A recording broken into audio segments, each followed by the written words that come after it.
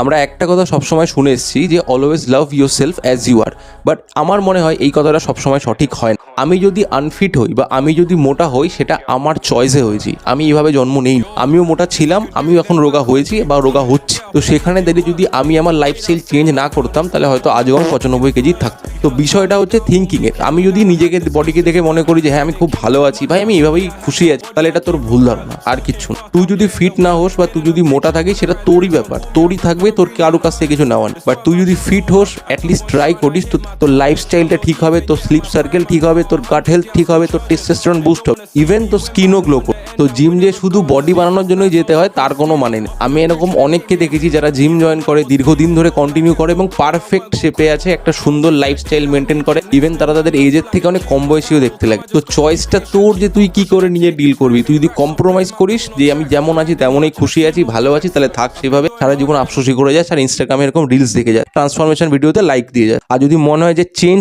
করবি, তো আজ থেকেই শুরু কর, এখনই টাইম চেঞ্জ করা, কারণ কোনো পারফেক্ট টাইম বলে কখনো কোনো কিছু আসে না। এখনই টাইম পারফেক্ট, চেঞ্জ কর নিজেকে।